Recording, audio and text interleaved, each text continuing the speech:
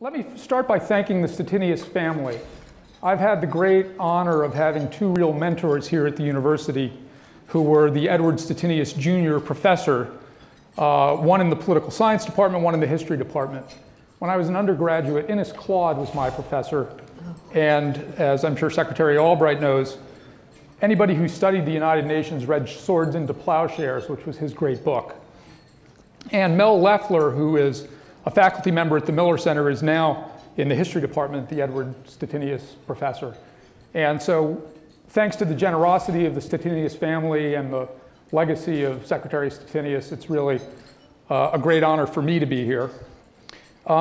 Thanks, of course, to President Sullivan and the entire UVA leadership team for welcoming me on board a year ago. This has been a wonderful time to get to know a community that I already knew pretty well, but have really gotten to know, and it's been great to be here. And for my first event, to be able to welcome these two amazing leaders. I had the opportunity earlier today at the conference to listen to Toyosi talk about leadership. And I want to mention for those who weren't there, 4 things that she said in her talk that really resonated with me about what it's like for her to be a leader of an organization. 1 is to focus on talent. 2 was to focus on people who had courage and to invest in them. 3 is to be a facilitator, and as part of that, the 4th is to see all of your staff as themselves leaders. And Toyosi, you were really quite visionary in the way you laid that out, and I gather from everything about your career that you've lived those things, and it's really an honor to be here with you. And that leads me to Secretary Albright. I first met her half a lifetime ago for me. I was 25 years old, and I was a graduate student, and along with a fellow UVA graduate, Steve Grand, we were starting a nonprofit focused on Central and Eastern Europe, on bringing young graduate students like ourselves and recent graduates to teach in the universities after the wall fell. And Steve had done an internship at a place called the Center for National Policy, which was headed by a Georgetown professor named Madeleine Albright. And Madeleine agreed to serve on our advisory council. She read the first applications that came in and was part of the selection committee. And she did those 4 things that Toyosi laid out. She saw young, courageous Americans that would travel over to Eastern Europe, to her home country of Czechoslovakia, which is where we started. She saw people who wanted to be facilitators. She saw talent, and she saw them as leaders. So it's really, 25 years later, nice, Bill. A great honor. You may not remember that. I do. So I want to start with a common theme that runs through both of their lives. You may not know this, but Secretary Albright's, well, I'll let her tell you. What was your dissertation about? Well, my dissertation was about the role of the press in Czechoslovakia and political change. I sat and I read Czechoslovak newspapers and really spent a lot of time thinking about how political change came about. But one of the things, if I might, just to link, what happened is it never occurred to me that I would become friends with Václav Havel. And the way it started was that the man that had been a journalist at the time ended up as foreign minister when the Velvet Revolution took place. And when they came to the United States on their first trip, I asked Václav Havel what he wanted to do. And he said, I want to meet with students. They are the ones that brought the Velvet Revolution. So we went to Georgetown, and that was his first meeting. And then, as a result of that, we began to get young students who went, in fact, to teach English in Czechoslovakia and then in other countries. So it did kind of bring the whole thing together. And you were very much a part. And believe it or not, this sounds truly nuts, Steve Grand and I are working together right now doing a project about the Middle East where young leadership and education continues to be the theme of it. It's not surprising to me and at all. You had dinner at my house last week. We did. Madeleine has, for the 15 years that I commuted from here in Charlottesville to Washington, has been hosting a monthly dinner that really brings together the span of young and more senior foreign policy leaders, mostly on the Democratic side, people who served in government together, But it's a true, it's not just a salon, it's a seminar every month, and I still plan my life around it, as my wife Kristen knows. Whenever Madeleine dinner, the 34th Street dinner shows up on my calendar, everything else moves aside to get there. Toyosi, tell us a little bit and share with us how you've seen the press develop over your career in Nigeria. It's obviously a country that's gone through enormous change and continues to go through change, including a positive political transformation. Give us a little insight into that for the people in the room that wouldn't know about it. What is the starter course on the press in Nigeria? Okay, presently the press in Nigeria can be said to be free, but we've paid a very huge price for that freedom. For so many years, Nigeria was under military rule, and so many journalists paid the price for the freedom we enjoy now.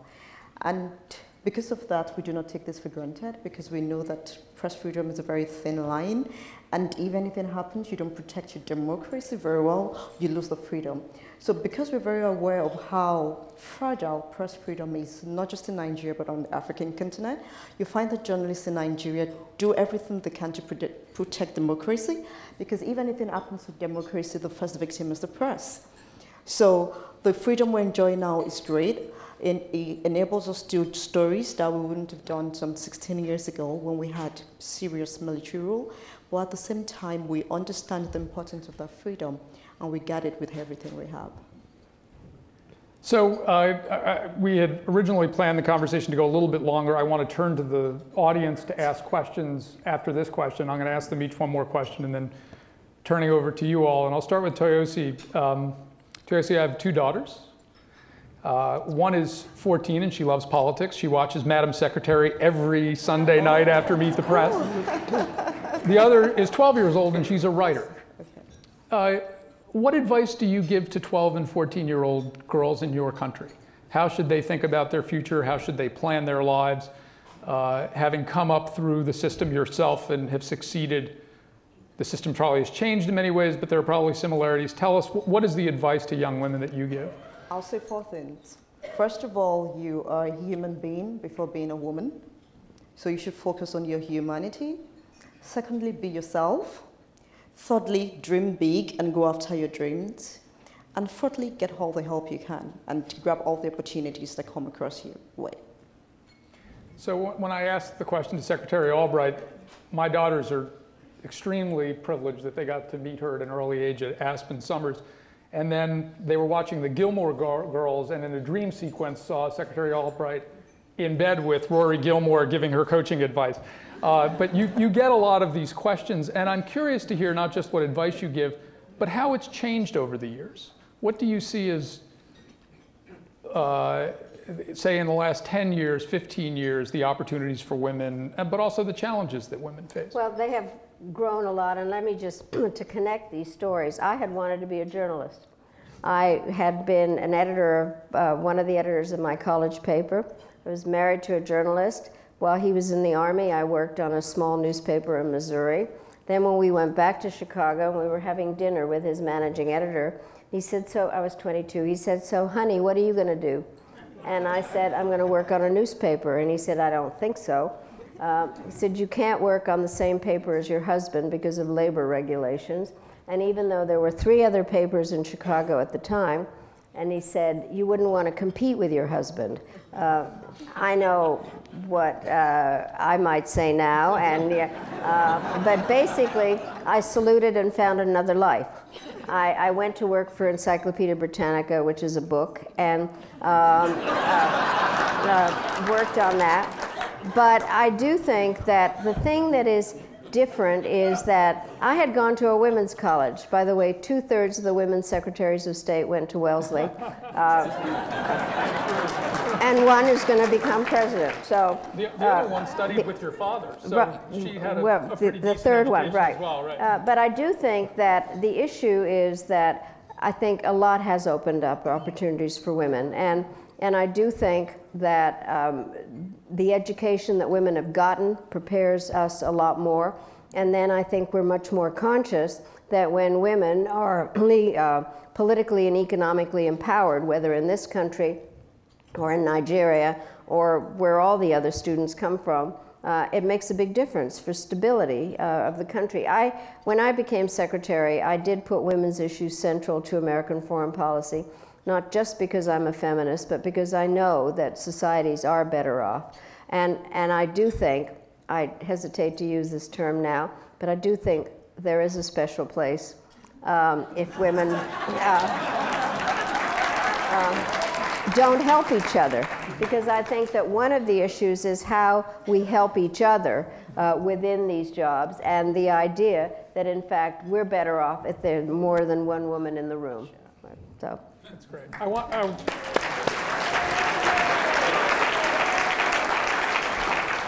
want to turn the interviewer role over to you in the audience. Please raise a hand, and I don't know if we have microphones to pass, but we do have a microphone to pass, so please, questions from the audience. I got one. Please. Madeleine Albright. In the second half of the 20th century, what presidents did you see had the greatest vision for the future, especially as it relates to foreign policy? the second half? Yeah. Well, I'm somewhat prejudiced. I actually do think that President Carter had a vision about the fact that human rights were basic and very important. Also, I think in terms of normalizing relations with China, that was very important. I do think that the first President Bush, when he understood the importance of coalition building through the UN, I thought that was already mentioned by Senator Warner, in terms of what happened on the war in Kuwait and kind of trying to see how we should operate. I believe that President Clinton had a great vision in terms of building bridges to the 21st century. One of the things was that I used to say that I was the last Secretary of State of the 20th century and the first of the 21st. The only problem was that I started saying it kind of like a month after I was named, which was kind of, preposterous in many ways, but I did stay the all 4 years, so it's true. But what we were looking at was trying to figure out how to build institutional structures in order to go into the 21st century. And I think that's the part that was really hard, and trying to figure out how to make the institutions that existed, the United Nations and NATO, and our relationships with other countries to deal with entirely new problems, to really make those institutions work. The problem that we're involved in now is that the institutions actually are not working the way they should. And I stole this line from somebody, but I keep repeating it, is that people are talking to their governments on 21st century technology. The governments hear them on 20th century technology and are providing 19th century responses. And so there is no competence in institutions. And I think those of us that are interested in democracy and in terms of how our societies, national and international, work, we have to think more about institution building and the role of the press. Because I think, as you pointed out, the press is absolutely essential as truth tellers. And they have to be the truth tellers. They can't be on somebody's side. And they have to be able to have the freedom to be the truth tellers. And what you're doing in Nigeria, a country as you described, had gone through a lot of issues. It's absolutely essential. See a question here. Well, not only are institutions getting weaker, but individuals are getting more powerful. So if either one of you could reflect on perhaps your experience as a Yali Fellow, or the role that citizens, journalists, entrepreneurs, activists around the world are playing in holding governments accountable and working together across borders, and whether from your perspective as secretary, your perspective as a Yali alum, I'd love to sort of see how you've seen that over the past couple of years and how you see it evolving in the future. I'll give you a very recent example of a story we did 3 weeks back before I got here. It was about a young lady that was kidnapped from the southern part of the country to the northern part of the country. She was kidnapped August last year, and her parents had done everything to get her back from the kidnapper, but they weren't succeeding. And the institutions in the north were protecting the kidnapper, and they said they couldn't release the young lady to her parents because she had fallen in love with the young man in the north, and she wasn't going back. We're talking about a 13-year-old girl. And so we started the story. We began a campaign 3 weeks ago asking the federal government to release the girl to her parents with immediate effect. Now, what surprised us was how almost every Nigerian on social media, irrespective of religion, class, or profession, began a hashtag free essay, and it went viral. I mean, the CNN had to do a story on it, the BBC had to do a story on it, and under 24 hours, the government of Nigeria released the girl to her parents. And subsequently, other people came out to say, we have similar cases. Our kids are also being held hostage in the same circumstances. And in another 1 week, the Nigerians started another campaign that led to the release of 3 more girls. Now, social media has made it very easy for citizens to connect to government. And I think this is very important for the press, because most of the time I tell my team that the role of a journalist is to listen to the people and hear what the people are saying and report what the people are saying.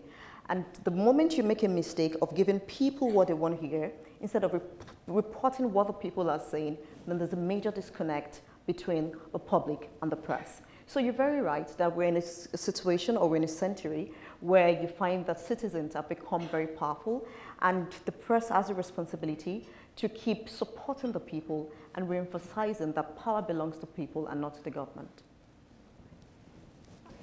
I think a very important part is to try to figure out how disaggregated voices of individuals can in fact be grouped. You were talking about something going viral. It's actually important to support each other. And I happen to believe in political parties, which is the channel that often happens in terms of taking the disaggregated voices of individuals and giving them even more power, because it's very hard for one individual. And I think your story points that out in many ways.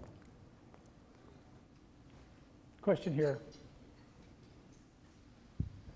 This is just a question, maybe picking up on a point that Secretary Albright made. There is the siren call right now to build walls, not just in the US, but all over the globe. You know, we have in Europe the rise of many places where you see more right-wing parties. We have our closest allies in the UK about to vote on Brexit from the European Union, and the jury is still out on how that's going to play out. So I guess my question is simply, in the current dynamic, when you have this sort of, maybe populist is the wrong word, but you do have this sort of rising popular sort of sentiment against the sort of internationalism and multilateralism that we're talking about here. How do leaders, and I mean well-intentioned leaders, how do they respond in the face of these kinds of pressures that, for better or worse, seem to be rising rather than declining, almost at a time when we need them to be sort of, when we need more internationalism than perhaps ever before? So how do leaders cope, and how do they sort of try to turn the tide given the situation? Well, I think that you have put your finger on what is the biggest problem happening in terms of how people see themselves in relationship to their governments, or the institutional structure that I was talking about. I think that what has happened is that there are kind of 2 major trends out there that are double-edged. So globalization, we all talk about, certainly has made it possible for us to be interconnected in a number of ways, understand what's going on in different countries, actually trading with each other, doing a number of different things. The problem is that in many ways it's faceless. So I would say that, let's talk about Europe, that the European Union seemed kind of faceless. And so when there are problems, economic problems, then that becomes even greater issue. I do think people wonder what their identity is. You know, they're in a faceless situation. You'd kind of like to want to be with your own kind, whether it's religious or ethnic or linguistic. The problem is when your own kind decides that they hate the people next door. And so that faceless aspect has given rise again to what I consider one of the most dangerous things is nationalism. Patriotism is one thing, nationalism is very dangerous. And so that's what's happening. I must say I am completely appalled, having spent an awful lot of time on Central and Eastern Europe, and we all spent a lot of time trying to be helpful, and I'm no longer a diplomat, so I say what I think, is that somebody that was a favorite of the democracy groups was Viktor Orban in Hungary. And all of a sudden he has changed and completely different. He's the one that really began the kind of populist nationalism. And so I think it is very dangerous. And I think we need to guard against it and realize that there do have to be certain aspects of sharing intelligence, law enforcement, et cetera, that the countries, and again, to go back to Senator Warner, the 14 points were about self-determination. And a lot of those countries were created on that basis, but the situation in the 21st century makes people have to communicate more with each other. The other big trend is technology, and that again also has the power of connecting us so that somebody, I mean, always people talk about Kenya and the mobile phones and being able to, so that women don't have to walk many miles to pay their bills or figure out what the crops are like. So there have been great advantages, but at the same time it has disaggregated voices in a way where people are not connected enough to know what their common good is. I do think I'm very troubled by what's happened to the United Nations. As I said, what I think is that it is an essential organization, and the question is how to make it more viable. There are a lot of Americans who are terrified of the UN. It has you know, they think that the UN has Black Hawk helicopters that swoop down in the middle of the night and steal your lawn furniture. And then there are people who don't like the UN because it's full of foreigners, which can't be helped. So, and then people don't like the word multilateralism. It has too many syllables and ends in an ism. And all it is are partnerships. And I think what we need to talk about in terms of all our countries is that they can only be strong by cooperating with each other. Given what the 21st century world looks like, there is no way that one country can deal with nuclear proliferation, climate change, the spread of disease, rich versus poor. I mean, you don't have to be a brain surgeon to figure out that, in fact, you need that kind of cooperation. But there are leaders that are making their future on the nationalist aspect and the walls, and it is one of the most dangerous things that's out there. And I do hope that those of us that have different views will prevail on this, because otherwise we're going to go into a really bad period. I am often asked if I'm an optimist or a pessimist. I'm an optimist who worries a lot, and I am worrying a lot right now.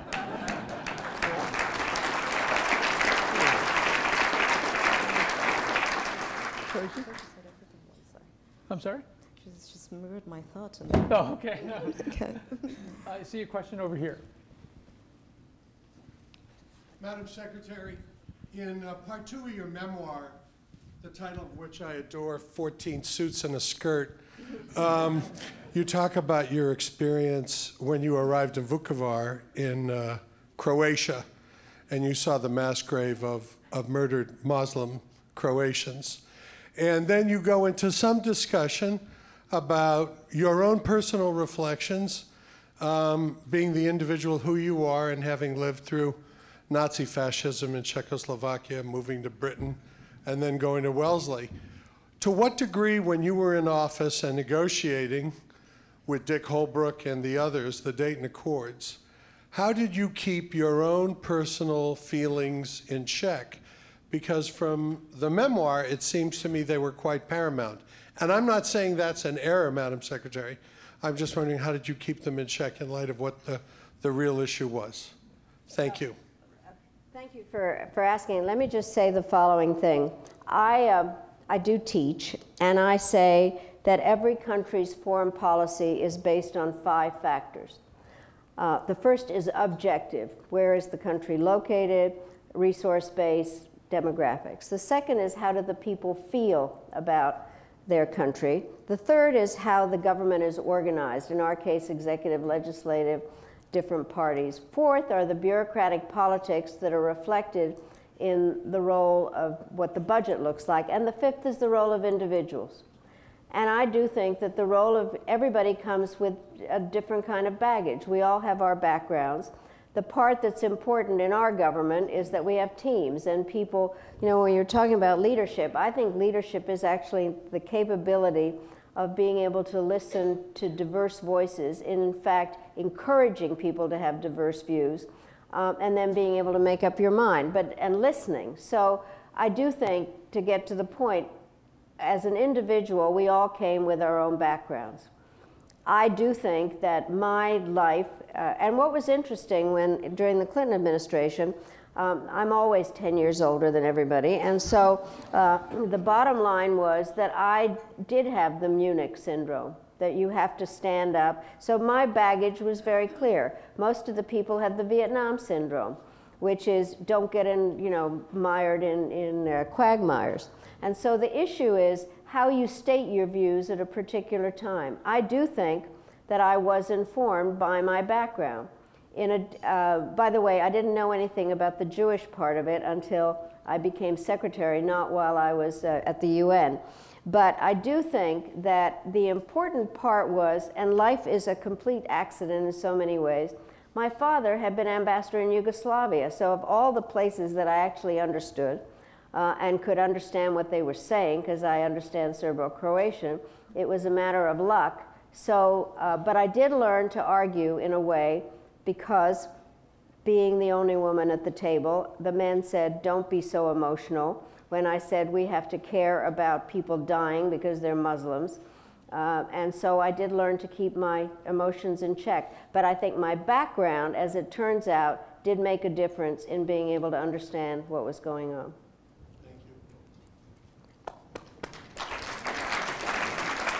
I think we maybe have time for 2 more questions, if we have 2 more. One here. One in the back there. It looks like... Madam Secretary, you've had a very distinguished and long career, and well deserved to retire and not try to give advice, but we're going to seek it tonight. And that is, we're seeing unfolding, and you and I have seen a lot of this world, a human tragedy of proportions never before in this immigration situation facing Europe. What role does the United States have to try and help Europe so that it does not splinter and we lose valuable allies in this global economy, be it trade or national security? What can we do to help Europe with this situation? I do think we are watching, and this goes to the previous question, of a disintegration of a system that we hoped was going to work. There are a lot of people who thought that the U.S. did not want a strong Europe. We wanted a strong Europe as a partner because our value systems were very similar and we really were supporting it. I do think the combination of the financial crisis before that divided Europe already to some extent between North and South about who was practicing austerity and who was being lazy, or whatever the terms were, and the Greek crisis was the beginning of it. Then the issues to do with the Middle East and all the refugees coming in and kind of overwhelming the systems and the populist activity. I think this is a very hard part because this goes with the non-diplomatic part. I had met with Europeans many times before, and I would say, I was born in Europe, I'm just like you, I just happened to have been born in the United States, so had been raised in the United States, so let me tell you what you're doing wrong. And they would say, mind your own business. I happen to believe that Turkey should have been a member of the EU. And so whenever the US has made a variety of suggestions, they haven't always been welcomed. I do think that we have a responsibility now to work with those Europeans that want to be a part of it. I was saying to the Baroness, I hope very much that the UK does not exit the EU, because they are our great link to the European landmass and to our capability to work. I think we have to work with the system in terms of trying to figure out how to share intelligence. I think we also have to try to help in working out some formula on the refugees. And here again, this goes to background. I am a refugee. We came to this country as refugees. The bottom line is this has been a great welcoming country. We cannot tell the Europeans how many refugees to take if we don't take more here. I have flown over the United States.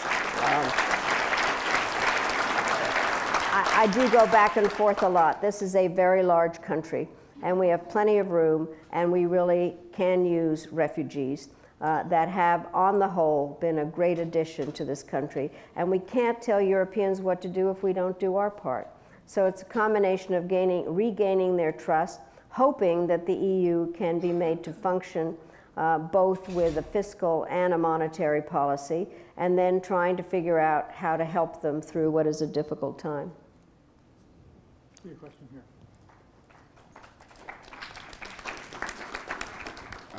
Thank you. I pose this to both our recipients tonight. Actually, I'd be delighted to hear from the moderator as well. We've been addressing the ills of the world and the challenges that face us, which is the right thing to do because that's what we have to work on. But I would like to know what trend from all of you, what trend in the world today gives you the most encouragement and the most hope? I didn't get that. What trend in the world gives you the most encouragement and the most hope? I'll use Nigeria. That's what I'm most familiar with. What gives me the most hope in Nigeria is the resilience of the people, that despite everything the country has been through and is going through, the average Nigerian is still very optimistic. And when you're from that kind of environment where people keep finding diamonds in the most unlikely places, where you find stories of young people that are making a positive change in the environment, I think that's very uplifting for me as a Nigerian. So the trend of finding young Nigerians who are very optimistic about the country, finding young Africans who believe so much in Africa despite the challenges on the African continent, for me it's the most uplifting thing you can find. And when you go to different parts of Africa, there's so many discouraging stories. I mean, I watch the foreign media and I get to see the stories about Africa. But when you come within, you realize that the African people, despite the challenges they face, still see Africa as their pride. So for me, that trend of people who are so resilient, people who are not discouraged by the trends and the circumstances of the environment, gives me so much hope.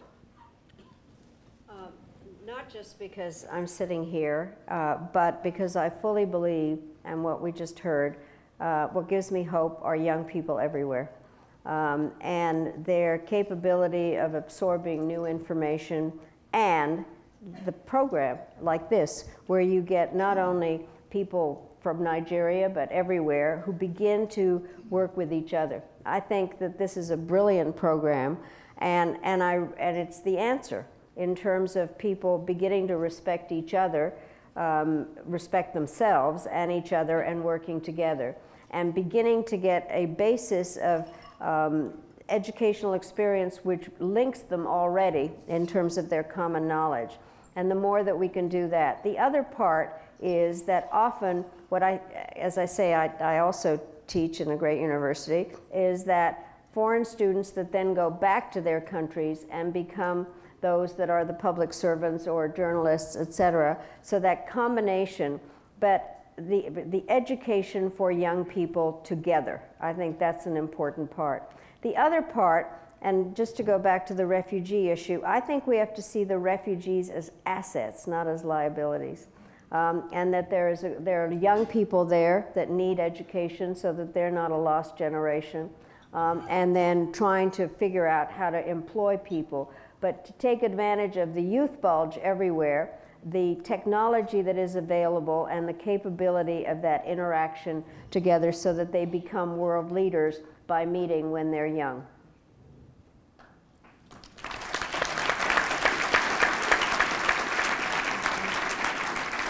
Well, since asked, I'll just give a two-sentence answer, which I think our two guests really speak to, which is the increasing empowerment and education of girls and women. You know, our family had the great opportunity to travel through India and China a few years ago, and seeing it at the village level, at the city level in those two countries, knowing about the revolution that's taking place in Africa, and seeing it in our own country, I think we're just at the beginning of what will be a generational revolution across the planet, and I think it's pretty exciting. Let me thank first our guests, our honorees. This is a terrific way to start a new tradition. This is a university that prides itself on traditions, and being here at the creation of a new tradition is really quite exciting. Thank, of course, the university for hosting this, and in particular Morven and the Presidential Precinct, and Jeff LeGros, the Vice Provost for Global Affairs. I've been honored to be part of the process for planning this and as part of the selection committee. I won't say who I voted for as the recipient of the Stettinius Award, but this really has just been a wonderful thing to be part of, and I think I look forward to seeing this project unfold over time. So thanks to you all, and thanks to you all for coming.